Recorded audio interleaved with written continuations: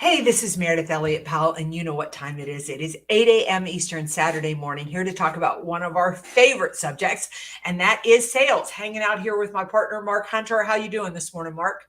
And why can't you talk sales on a Saturday morning? We love it. It's a great way to start the day, right? That's right. And speaking of starting the day, I will hit the video and we will get going because I am really excited about today's show. Prospect with integrity, we will get customers who have integrity. Integrity is the foundation from which everything is built on. You better understand value. But at the end of the day, sales is a relationship business. It is a people business. It is an emotional business.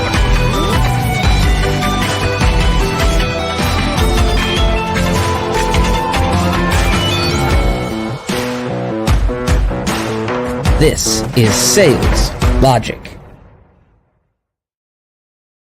We're so jacked up, we forgot to say what the topic is and introduce the show. So, hey, Pete is already jumping in saying sales is a lifestyle. It sure is. Hey, the topic we're talking about, how to stay client-focused when your sales leader is results-focused. Oh, no. Great topic. And we got a great book to go along with that from one of our favorite friends, Larry Levine. Okay, you probably know what the book is if you know. if you know anything about Larry Levine, you know the book. Anyway, and of course, we got a great lightning round. So why don't you tell the audience how the show works? Yeah. So every week we come to you and we talk sales. We kick off with a question from you, the audience. That's right. If you want to be a part of Sales Logic, and we would love you to be a part of Sales Logic, just send your question into saleslogicpodcast.com or just reach out to Mark or to me.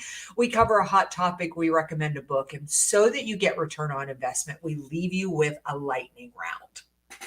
So anyway, with that, hey, like I said, the topic today, we're talking about how to stay client focused. The question comes from Carolyn in San Antonio. It's great because you and I are both going to be in San Antonio next week doing the show in person. That's right. Yeah. Anyway, the question, can you tell I've had a little too much coffee? I feel like the sales profession is really changing. Companies are more concerned with sales quotas and how quick you can close the sale rather than building relationships. I love my clients and I add value to their businesses and lives, but the pressures of sales numbers and quotas, I no longer enjoy. I've been in sales for close to 20 years, and I'm now looking to do a transition to something else. I love Sales Logic with you, Mir and Mark, and just wonder what you would recommend for someone who cares more about the client's experience instead of the numbers. All right. I love everything about this question. And I really hope that our chat is going to light up with ideas. So here, if I'm understanding correctly, basically we've got a salesperson who's thinking about leaving sales because their company is putting so much pressure on them for results and they want to build relationships. Number one, don't leave sales. Number two, realize that that these aren't at odds goals. I mean, quite frankly, if you're helping customers, you are producing results. I mean, those two should go hand in hand. Now, often we're working for a sales manager who just is asking us, how many calls did you make today? What sales did you close? So you got to get that in your head right. I mean, all they're focusing on is the bottom line result. And if you can kind of put that away, realize that if you are selling correctly, relationship focused, you should accomplish results. Oh, spot on by that, because what she's working for is a metric manager. He or she is all about the metrics, and get that. But see, you know what? Like you said, if you're not achieving results with customers, you're not going to be putting numbers up on the scoreboard. So there is a direct correlation there. And don't exit sales, because sales is about helping customers. Now, here's the focus. You still have ample ways to be engaged with customers, even chasing the numbers. It happens. You have time, but you always and cannot ever really totally forget about the numbers, because here's where you get into a slippery slope. And I've seen this happen. You become so customer centric that you wind up starting to give away the farm. The price increase that rolls around, you try to make an exception for, oh, it's a great customer, let's keep them around for a while. And you begin to create exceptions. You know, think about how an oyster is made. Think about how a pearl is made in an oyster. What is it? Sand comes in and grates. Sometimes to create something really awesome, you have to have a counterbalance. So Carolyn, count your manager as maybe that counterbalance to keep you focused, because customer focused, but you still got to deliver the numbers. Yeah, so I love this. Pete is saying, don't leave, we need you. And Jack Hubbard's saying, think about sales leadership because you would be great at the top. I just want people to I wrote a blog years ago called What to Do When Your Sales Manager Sucks. And I thought about using a better word than sucks, but the truth is so many of them do. I mean, it's kind of to Jack's point here. Put that in perspective. Years ago, when I worked in corporate, I would get hammered as a sales leader every single month about the numbers. And I felt like it was my job to take that hit. But I would keep my team focused on the behaviors they were making. And as long as I got the results, my sales leaders, my corporate couldn't yell at me. But if you're doing behaviors, if you say that you're relationship focused and you're not getting results, you're not really relationship focused. Because my job, let's use Jack Hubbard up here. If Jack were my customer, I need to help Jack achieve his goals. And the only way I can help him achieve his goals is by achieving my own goals, making sure he has the products and services. So they may be hammering you with results. Focus on your behaviors, but don't view results as a bad thing. Results are not a bad thing because that's the ultimate goal. It was very funny, but I had a conversation just yesterday with a salesperson, friend of mine, who was absolutely 2 weeks ago ready to quit. She couldn't stand her boss. Then find out yesterday that her boss just got fired 2 days ago. Now, things don't always work out in that manner because, again, this boss was a metric manager and it was all about her. She was just, but here's the situation. Don't become so consumed with your boss's behavior and your boss's action that it affects your own attitude. Again, go back to what Mary's been saying. If you're not having the relationships, if you're not having the conversations and they're not turning into sales, then guess what? You are doing something wrong because you are a salesperson. Your company does need to earn profit. Your company does need to earn money. Why? Because you want to get paid. Okay. Yeah. I mean, there's plenty of nonprofit gigs if you want to go out there and do that. But I don't think that's what you want to do, Carolyn. Stay in the fight. And I don't call it a fight. Go back to what Pete made the comment. Sales is a lifestyle. I've talked about that a lot. Sales is a lifestyle. It's about helping others see and achieve what they didn't think was possible. Yes. Yeah. And I love what Jennifer says here. Slow and steady wins the race. Stay true to you. I used to tell my team when I managed a team that we're in a battle. And all this gunfire is coming up here at the top where they're expecting us to get results. We're going to get on our belly and we're going to crawl to the finish line.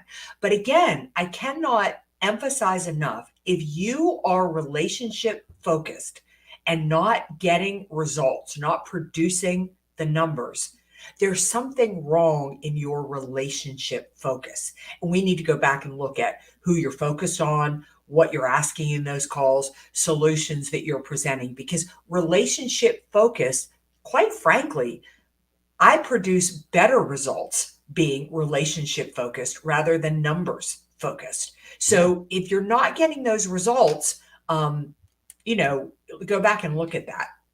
Well, and I love Tripp's comment here. He is saying sales leaders need to get results. They need to clear out space for salespeople to win. You're right. Okay, what you're saying, Tripp, is spot on. If you're owned by equity partners and any kind of ownership, they expect return on their investment. Mm-hmm. So the sales leader is just doing what they're supposed to be doing. So don't run from this. Run to it. And what is Tripp saying in the second half? They need to clear out space for salespeople to win. So embrace your manager, Carolyn, and say, hey, I need you to help me open some more doors. I need you to help me. Because again, one of the key things that sales managers can be doing is creating incremental opportunities, because they can get conversations, they can have meetings that you probably can't as a salesperson. Nothing against you. It's just they in their title can do things. So get your manager on your side. Hey, you want to deliver numbers? Help me open some doors. Yeah. Now, far too often, I mean, Carolyn, I don't know what your sales manager is like, but I can take a guess. And if a sales manager is hammering you on results, that sales manager probably doesn't know how to use behaviors to get them. I mean, it's exactly what Jack Hubbard said. We need more of you at the top. So if your sales manager is just hammering on your results and you do what Mark said and said, look, I'm struggling to get there, go find a mentor who can help you. Go look around at your the people in your company who are doing incredibly well. And I'm going to tell you, those people at the top who, to Larry Levine's point, have been there long term are 150% relationship focused. Go talk to them, figure out how they're managing this monkey that is crawling on their back going, you got to produce monthly. And what are they doing to produce way more than those numbers? You're going to find they're very relationship focused. But I question whether your sales manager is really capable of helping you. Well, this whole thing, and there could easily be a mismatch here, because I don't think this, Carolyn, with you, because you've been in sales for 20 years, so you're probably not in a transactional type of business. But there are sales organizations that are very transactionally oriented, because you get it and you pass it off to customer success, you pass it off to other people. I would hope that you're in more of an account management. Now, your manager may be more in that transactional mode. So there could be a mismatch there, but don't give up the game. We get into trouble in sales when we start playing the short game, because it begins playing with our head. You got to play the long game. Larry's comment is so right. Relationship focus drives long-term sales sustainability. Yeah, I love it. I love what we got quite a great audience today. Yeah, we do too. I love this question, and it's a question we all should be asking ourselves. Are you helping the client win? Again, if you are relationship focused and you are not getting results, you're not really helping your client. What I always say to people about sales is, I don't know how it got so confused here. I guess it's been in the 80s and 90s when we got the art of the close or the upsell, we got those crazy terms out there. But the truth is, when I really help people, I care about people, and I'm like trying to figure out what your problems are and how I can help you. I just achieve my goals, but I do it by answering the question here, are you helping your client win, which is so important. I love Tripp's statement here too. All you have is your time. Invest it carefully. Because Carolyn, I do wonder, if you're not getting the results, if you're feeling pressure, are you focused on the right client? Are you asking the right questions? Like, what is going on in your sales process that is preventing you from achieving the goals you want to achieve? Because those relationships should be leading to incremental opportunities, whether it come from more business within that company that you're having a relationship with, other divisions, other departments, or it needs to be coming from referrals. But those relationships, and again, go back to Larry's comment, they have deliver long-term results. If you're developing a meaningful relationship, it will turn into business. So here's the question. If it's not turning into business, then you do have to question the relationship, because guess what? You're in sales. I mean, we're kind of throwing out some hard, we're being tough on you, Carolyn, but we want the best for you. Well, it reminds me of back when I was in banking, and Jack Hubbard will remember this term. We used to have a term called financially active customers. And the idea was that if we were going to build relationships, we wanted to focus on people who were from the ages of about 30 to about 60. Not that we didn't want to help people under 30, not that we didn't want to help people over 60, but our best relationships were formed with people between the ages of 30 and 60, because those are the years in your life you're most financially active. Like, you buy houses, you get married, you get divorced, you put kids in college, you do all these things, you start jobs, you quit jobs, you start businesses. So the idea is, when we form relationships in sales, we have to form them with the people we can most help. I mean, as Mark Hunter knows more than anybody, it really begins with choosing the right prospect. Well, it does. And go back to that 30 to 60, because, in financial, they're going to need the most number of products. So you're going to be able to help them, though. So you want to invest. But what is it also going to do? The relationships that you create with those people, they're going to wind up telling other people. They're going to wind up talking to other people. And it's going to create referrals for you. And it's going to, because you're focusing in on your ICP, that ideal customer profile. It's so key. In every job, it's about relationships. The question you have to ask yourself is the relationship going to lead to something that is going to result in a win for them and a win for me? Yeah, absolutely. I mean, Jack has said it so well here. I mean, again, Carolyn, the behavior to the relationship is the right prospect. And then what Jack is saying here is, am I really identifying the ideal, the true problem, and then adding value to that? Because the definition of relationship in sales is, am I focused on the person I can most help? And then am I proactively looking for ways that I can help them? It isn't just, I know Mark's birthday and I know his kids and I know how long he's been in business. No, I need to really understand what Mark's biggest issues are. And then I need to be saying, look, Mark, based on this, I'm going to help you get to this goal. Here's the products and services I can use to help you. I mean, relationships matter at every level of the sales process, every level. And I love Tripp's comment. Target where you invest your time and ultimately your life. You're right. I mean, there is a direct relationship, which really helps us answer this whole question. How do you stay client focused when your sales leader is results focused? Well, I better hope that your client focused mentality is resulting in results.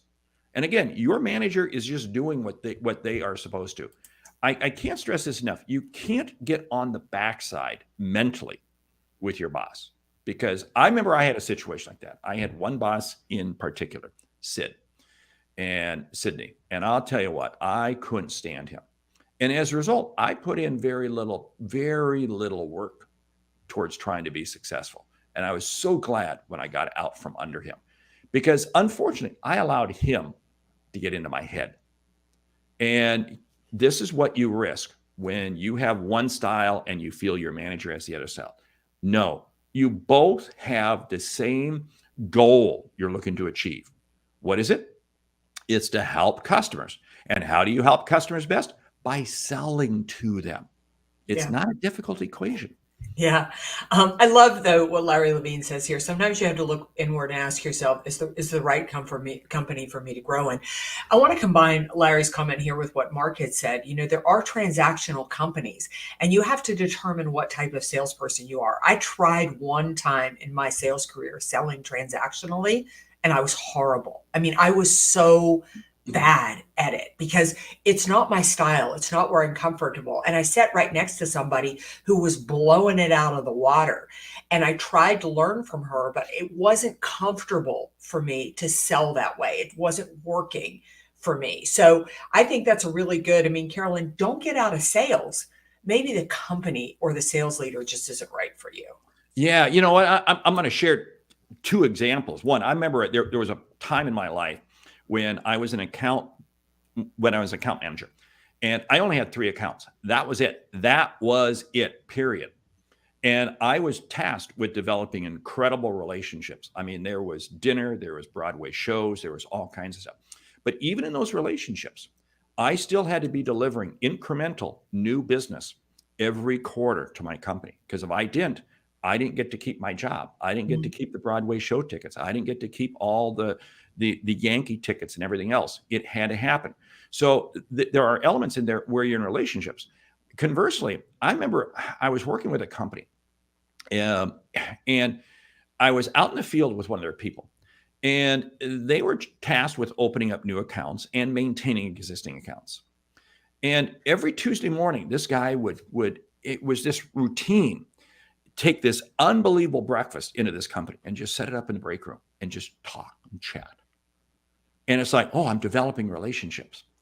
And I said, what's the business that's coming out of it? You're giving more business to Chick-fil-A. Yeah. You're picking up all this breakfast stuff to take there than you are getting from the customer. So relationships matter, but you better have results. I mean, when I take a customer to a Broadway show, there better be some business coming out of this, because otherwise I'm not taking you to another Broadway show. Now, it's not a direct, I'm not saying, oh, I'm going to take you to the show if you give me this business, but this relationship had better develop into something. And if it's not, I got to question it. Yeah, I love the fact that this combination of what Tripp and Bill are saying here. Today, you have to focus on your best clients. And Bill, smack on. Too many salespeople waste time with clients that they like and never get enough business from them. This is probably the biggest challenge in sales today. I mean, I say it all the time. Sometimes I think we get on the high. We either chase businesses, we spend time with clients we like, or clients that are playing hard to get. And we waste a lot of valuable time there. Yeah. Because just because the customer will have a conversation with us, just because the customer will talk to us, just because the customer likes us and all that sort of stuff, doesn't mean we spend time with them. They may just like hanging out with you. But I have got to make sure. And I go back to this gentleman, and I'll tell you what, he used to make the comment. He said, "Oh yeah, Tuesday morning I do this, Wednesday for lunch I do." He had this whole routine, and I'm going, why? Where's the business? And his whole attitude was, "Well, I'm keeping the business we have." Well, you know what, dude? I think you're way over investing to keep the business that you have, because I don't think anybody, for the type of service they were selling, energy services, this is offshore drilling. And I don't think you are going to keep any of that business just because you're delivering, Krispy Kreme donuts one morning to this place, Chick-fil-A breakfast or lunch to this place on another day. And no, it's not happening. It's not happening. Well, that's why business acumen is so important for salespeople. I mean, you've got to understand which products and services, the profitability they are to the bottom line. I mean, those types of things are really important. Years ago in banking, we used to have a goal to sell lines of credit, and I sold lines of credit like crazy. And it wasn't until I got into leadership and asked to spend some time with the CFO that I realized we had to keep loan loss reserves. I'd never heard of loan loss reserves. And every line of credit I was selling that never funded, which was probably over 60% of them, I was actually costing the bank money. I mean, just in the product sale, not in the amount of time I spent selling the product, not anything like that. So get in and understand the business and things like that. Get your business acumen up. Run it like it's your business. Oh, I tell you what, it's absolutely fascinating, because you're right. You see the back end of where your results are going. And then you begin to realize, am I spending time with the right people? And this is the whole thing, because not every customer, not every sale really delivers the same outcome to your company. And again, you have to understand that. And again, but it can be so easy for us just to spend time with somebody who really, I remember my wife used to make the comment, "We're going to take this customer because this is a Broadway show I want to see, and we need to take this particular customer." And I had to say, no, we're not going to take that customer. We're going to take a different customer, because my wife liked the relationship with the spouse of the customer. And it's like, doesn't work. I love what Larry's saying. This is why authentic relationships combined with meaningful business value drive results. Relationships without value lead to weak sales funnels and lots of friends. Yeah. So this is a great transition into the book, wouldn't you say? Selling from the Heart with Larry Levine. Talk about, when I was putting this week's episode together, I couldn't think of a better book to represent what we're talking about. So Carolyn, if you have not read Selling from the Heart with Larry Levine, you need to read this book, because it's going to get you focused on the relationship, which is what you care about, but the relationship leading to the result. Because when we sell from the heart and we really care, we are proactive with selling. I know Jack Hubbard's a big fan of this book too. Larry, did we make your morning? I was going to text you ahead of the show, but I didn't have time. Hey, not only, Carolyn, do you need to buy this book, not only does everybody need to buy Selling from the Heart, but Larry has another book coming out. We'll just tease the audience, not quite sure on the release date, but it is coming out. So anyway, but hey, great topic this morning. Wow. Yeah. Man. Ready for the lightning round? I am. Top 10 ways to manage a bad sales manager. Number 1, get clear on the expectations. Sit down with your sales manager and say, what do you need to see from me every single month? And then feed the beast. Do what the sales manager wants you to produce so that you can go off and do the things that you feel you need to do. Bring the sales manager into your process. Have them help you open up new doors, create incremental opportunities. Yeah. Ask for their advice and their input. Make sure that, you give them the opportunity to weigh into some things that you need. Don't let them get inside your head. You have to control what's in your headset. Don't let them drive it. Yeah, seek first to understand. Realize they're probably getting a lot of pressure from above on them, and you're probably going to see even more of it in 2023 as margins skinny. And so seek first to understand where they're coming from. Play the long game. No situation remains constant forever. Even the bad boss that I had, eventually we separated and I got moved. I got promoted into a different division and life was good. Yeah, focus on the long term, not the short term. I used to call it, we would have campaigns, and I would always let campaigns go by the wayside. I didn't care whether my team won them or not because I was trying to produce the long term result. And every year we would win the award for the highest producing team.